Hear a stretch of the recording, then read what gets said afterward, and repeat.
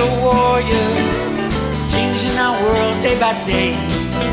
The way of the thrift are warriors, can't rely on the bank, there's no way. Hey guys, BixWeirRoadRunner.com, wishing everyone, all you fathers out there, a happy Father's Day, especially law enforcement, police, military, firemen, especially firemen. My brother-in-law is a fireman. Happy Father's Day, and I'm sorry about what has been going on lately. This groupthink that all police are bad is extremely harmful to you and your families, and it breaks my heart. To witness uphand and personally yesterday, I hung out with two firemen, and a police officer and their families. Interesting. We were having now I did a half an hour video before I'm posting this that I will not post because I just went off on a rant, a angry rant. A lot of swear words come flying out because it was such an emotional thing. We were at a barbecue yesterday at my brother-in-law's house, and great people, great families, young kids, a lot of military and a lot of police. One police guy. And we're in the backyard, and there's behind my brother-in-law's house, there's a street that goes down, and it's a main street. And it was Sunday, they were having a protest. And I'm the first one to say, in America, absolutely you protest. But then they're yelling things like, defund the police, kill cops. It's just wrong, my friends. We cannot take an instance of a few bad things that happen in the police department and say all police are bad. Now, I know it's not a one-time thing. It's been simmering. We all know this is being orchestrated by the Democrats and George Soros and the Clintons and all those criminals behind the scenes. But at the same time, you need to get out of the groupthink. I think everybody needs to get out of the groupthink. In my local papers, they don't even let you write an editorial. You can't even respond to anything that goes against the narrative that they're trying to sell you, that all police are bad and we should defund the police departments and in the police. Let me ask you a question, and I'll get back to why this is so important to me right now. How many other jobs on planet Earth are there that require an oath to the Constitution? How many people out there, how many jobs out there are there that require them to take a bullet for you? Do you have a lot of people in your life who will take a bullet for you? That's basically the police have signed up to do, is to take a bullet for you to protect you. And this really hit home to me. Yesterday, having this protest go by, and he had his daughters there, young girls who are having to deal with their old reality of my dad's a policeman, he's a hero, he's protecting people, my dad is my hero, to all their friends and family saying police are bad, your dad is bad, horrible people, and then people behind the fence yelling, kill cops. Can you imagine if you're like a 12-year-old girl having to hear that and deal with that? And imagine the long-term effects on the families of these people who have literally signed up to take a bullet for you, and then we have half the country saying you're horrible people because a couple bad people and a lot of orchestrated deaths happen. It'd be like saying, Jeffrey Dahmer was an accountant, so because of what he did, all the accountants are bad. It's just ridiculous when you stand back. And this is such a stark juxtaposition from cops are brutal, killing people, bad people, to police are my hero, my father, my family, who have signed up to take a bullet to protect my rights.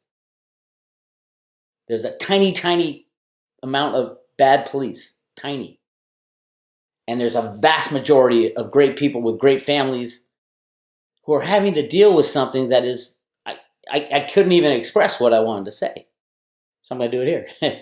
Thank you. Thank you, all you military, all you policemen and firemen, everybody who sticks their life out on the line for us to be safe, to protect our lives and our property and our way of living. And I know a lot of you police out there are thinking about giving it up. Do not. This is the hardest challenge you've seen in your life, most likely, most of you. Especially for your families. From going, and it's hard, especially with the group think, because the media is telling you how to think. Your friends and family are telling you how to think. Police bad, police bad, police bad. Defund the police, defund the cops. When you, your whole life, have known that your dad, the policeman, is a hero. He's not a villain. So I have been talking to some of my friends who are like, yeah, we need to defund the police to change the programs. Not to get rid of the police, but to change the programs and put more money towards the psychological help for people and getting people a leg up, a hand up, not a hand out type of thing. And I'm like, yes, I'm all for that. Absolutely. It's a great way to go about it, but you don't throw out the baby with the bathwater. And then a lot of the people, I hate to say it, a lot of the people who say defund the police actually mean get rid of the police and have like social workers be our police. Are you kidding me? And some of my friends didn't believe me that that's the normal out there. Is when they say defund the police, they don't sit there and think about it. They're saying, police bad, let's stop giving them money. That's how we shut it down. And I'm like, no, nobody believes that. Most people believe that in these marches out in California. And I was like, what do they expect? Why are they defunding the police? I went to this website, 6 reasons why it's time to defund the police, thinking, oh yeah, we're just going to shift money. We need the police to protect our freedoms, our liberties. But no, that's not what they're thinking. And here's the 6 things that they're thinking about. Policing in the U.S. was established to maintain white supremacy. Are you kidding me? Are you kidding me? Listen to Candace Owens, what she says about the black problem with white supremacy. It is like not even on the list of the top 100 problems of the black community, but it's the white problem. The white people say, oh yeah, it's all white supremacy is the problem. You know what the problem with? The problem is very simple. Poor governance. Blacks have voted 90% Democratic for 80 years. How has that helped you at all? Don't forget, the Democratic Party is the slavery party from the South. Nothing has changed. Nothing. Joe Biden running for president? Are you kidding me? Joe Biden, a career politician, a Democrat who the blacks have voted for his entire career, and everybody's mad at the lot in life that the blacks have, and I would be too, because your party has failed you. Your party wants to enslave you. This only comes up during election periods, my friends. It should be a daily discussion until it's fixed. But those Democrats, all those white, liberal, college-educated socialists are saying this is the biggest problem in the black community, and we all know it's not. Yes, racism is a huge problem, probably in the very top 10. But how do you fix that? It's not by defunding the police, my friends. Number 2, policing doesn't keep us safe. Really? Really? Have you lived in CHOP or Chaz or whatever they're calling it now? The first murder was yesterday. Police couldn't even go in there and get the guy. How's the investigation going to happen? It's insane. Body cameras, trainings, and so-called reform measures will not end the cycle of police violence. All right, let's talk about the cycle of police violence. 5 statistics you need to know about cops killing blacks. That's what we hear about on the news. That's what the socialists say. That's what everybody who wants you to vote Democratic is saying, right? Correct? Let's talk facts. Cops killed nearly twice as many whites as blacks in 2015. Yes, the white population is larger. But let's stick to the facts. Cops killed nearly twice as many blacks in 2015. This was written in 2016. Number 2, more whites and Hispanics die from police homicides than blacks. Number 3, the Post data shows that unarmed black men are more likely to die by the hand of a cop than unarmed white men, but this does not tell the full story. As we saw when the guy stole the police taser, should they have shot him? No, I don't think they should have.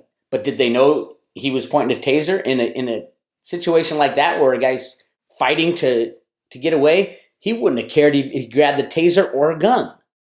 That's the thing about when you're a police officer and you have to make a life and death decision. What is it? Do you wait for the guy to shoot you and possibly kill you before you shoot at him? It's an extremely difficult job. Number 4, black and Hispanic police officers are more likely to fire guns at blacks than white officers. That's true. Black Lives Matter. Yeah, of course they matter. And black police officers are getting the brunt of this too. I know the Oakland Police Department is a majority of minority races, and they want to defund them. Number 5, blacks are more likely to kill cops than to be killed by cops. That's just the facts, my friends. And there's an agenda behind all this stuff. So I know it's a difficult time. We're going to get through this. But just remember who's behind the scenes, who's doing what. And all you police out there, 99.9% are doing an amazing job laying down their life for us, putting themselves between life and death situations.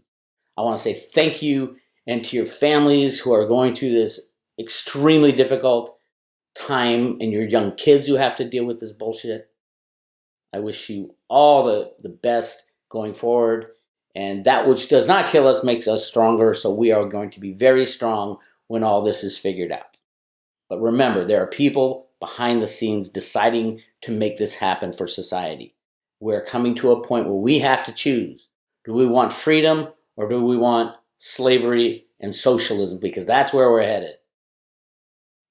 Let's get rid of the police, fine. Everybody arm yourself and shoot first, ask questions later, because that's what you'll have to do to protect you, your loved ones, and your family.